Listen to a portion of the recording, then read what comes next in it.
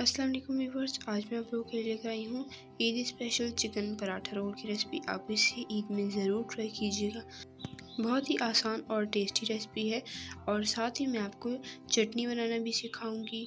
तो चलिए देख लेते हैं इस रेसिपी के लिए हमें किन किन चीज़ों की ज़रूरत होगी। तो सबसे पहले मुझे चाहिए होगा दही, 1 कप बिल्कुल आपने गाढ़ा दही लेना है।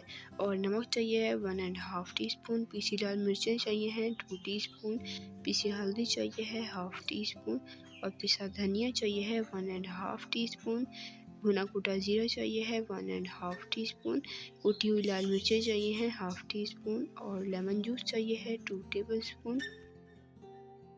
अदरक का पेस्ट चाहिए है 1 टीस्पून और लहसुन का पेस्ट चाहिए है 1 टीस्पून।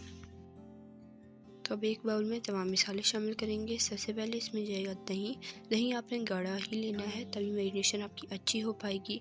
साथ इसमें जाएगा नमक, पीसी लाल मिर्चें, पीसी हल्दी जाएगी, इसमें पिसा धनिया जाएगा और भुना कुटा ज़ीरा जाएगा और कुटी लाल मिर्चें जाएंगी, लहसुन का पेस्ट और अदरक का पेस्ट शामिल होगा और लेमन जूस। अब तमाम मसालों को दही में अच्छे से मिक्स कर लेंगे। तो यहाँ पर मैंने ले लिया है बोनलेस चिकन, 3 पाव है यानी कि 750 ग्राम और इसके बड़े बड़े साइज़ की इतनी बोटियाँ बना ली हैं। आप अपने हिसाब से कर सकते हैं। और अब इसको इस मसाले में शामिल करेंगे और अच्छे से मिक्स कर लेंगे। और इस मसाले में मैंने 1/4 टीस्पून जर्दे का रंग भी शामिल किया था।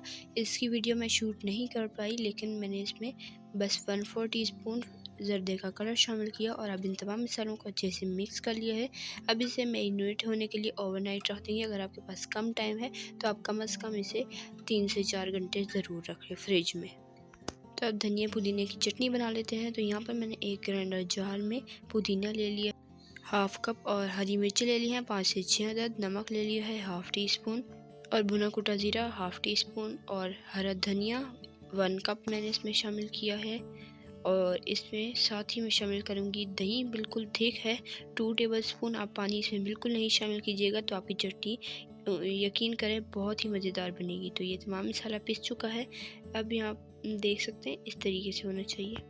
तो यहाँ पर मैंने एक बाउल में गाढ़ा दही ले लिया है 2 कप। चटनी बनाने के लिए आप गाढ़ा ही इस्तेमाल किया करें तो यकीन करें चटनी बहुत ही मज़ेदार बनती है। अब इसमें पिसा हुआ मसाला सारा शामिल करेंगे और इसे अच्छे से मिक्स कर लेंगे और हमारी माशाल्लाह से मज़ेदार सी धनिया पुदीने की हरी चटनी बनकर तैयार हो चुकी है।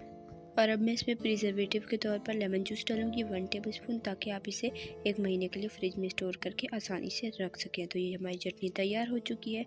अब यहाँ पर मैंने एक पैन में 2 टेबलस्पून ऑयल डाला है और इसमें हम मैरिनेट किया हुआ चिकन शामिल करेंगे, जिसे मैंने ओवरनाइट फ्रिज में मैरिनेट होने के लिए रखा था।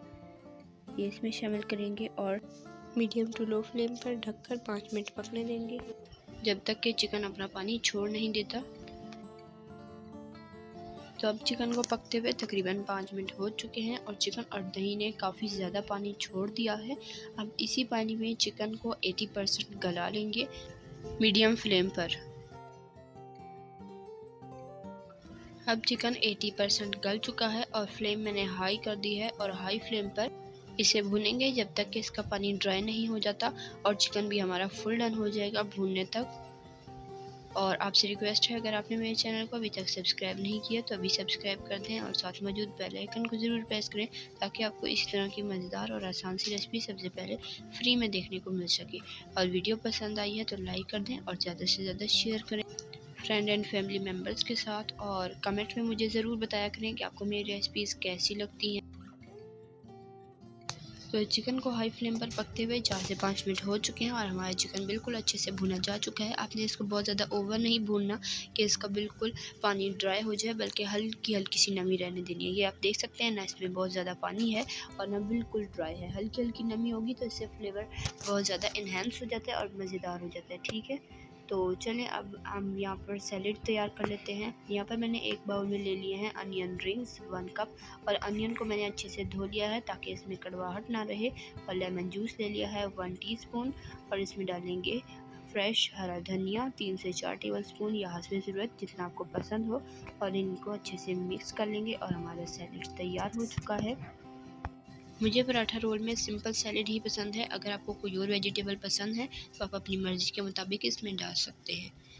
और यहाँ पर मैंने डो तैयार कर ली है। तो इसमें मैंने लिया था मैदा 2 कप, अच्छे से छान लिया था, और ऑयल लिया था 2 टेबलस्पून, नमक लिया था 1 टीस्पून, और ये हमने डो तैयार कर लिया है। सॉफ्ट सी डो है, ना बहुत ज़्यादा नरम है और ना बहुत ज़्यादा हार्ड है।